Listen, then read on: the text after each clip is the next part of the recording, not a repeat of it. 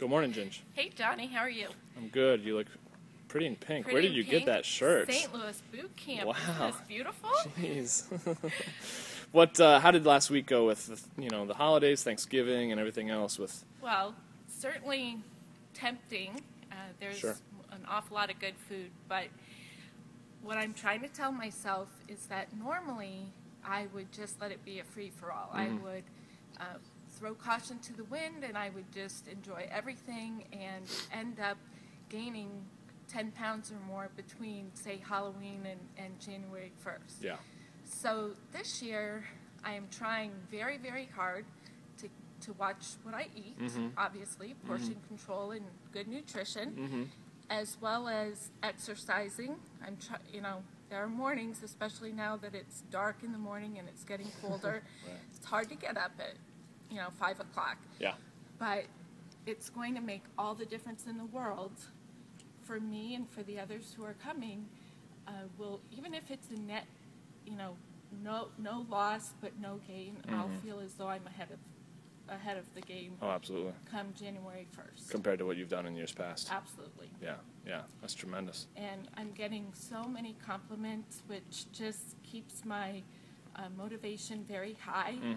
And I don't want to throw away everything I've done in the past several months, Right. because it's the holiday season. Right. So you kind of think about the pain of what you would have if you were to go back to the old behavior. Right. And you think about the pleasure of continuing to get compliments and the pleasure of achieving your goal. So you're Right. using both the carrot and the stick, so to speak, pain and Right. pleasure to motivate you. What did you say when I first started, that the pleasure of exercising and whatnot had to outweigh the pleasure of food? Yeah. Or something, I'm Yeah. paraphrasing, Yeah. but Yeah. I think I've finally gotten to that point Yeah. where it's worth getting up at 5 o'clock no matter how hard it is to come That's and great. work out. That's great. And there were quite a few people here today, but of course we'd love to have more. So. That's awesome. I appreciate that. Shameless plug. But would you say that you've raised your standards for your Absolutely. own expectations of yourself? Without a doubt. Yeah. Without a doubt. Yeah. I feel like I am really a different person than when I walked in here last February. So And what has changed? I mean, your body's changed. My but body has changed, but more important than that, my attitude has Right, changed. right. I believe I can do it. Right. I've had some setbacks, Sure. but I haven't let that overwhelm me and use it as an excuse to give up. Right. What would you say to someone who just truly is so down on themselves that they believe they can't be, quote unquote, fixed, as if they're broken? Well, So many people are overwhelmed and they give up. Well, first of all, they're not broken. They've made some choices that maybe haven't been to their benefit, but it's never too late to change. Take small steps. You always tell us focus on the next minute. And even if you do that with weight loss, you don't think of it in terms of losing 50 or 100 pounds. Right. Think of it as the next pound or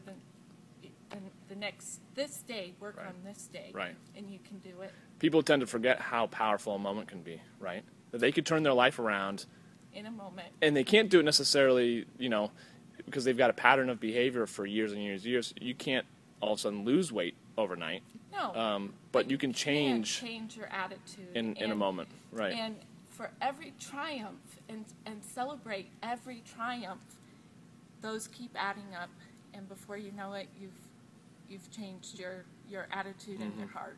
That's huge. Well, you're looking pretty in pink. Thank you. As always, and I appreciate the message. Hopefully other people will love it too. So I hope so. keep up the great work. Okay.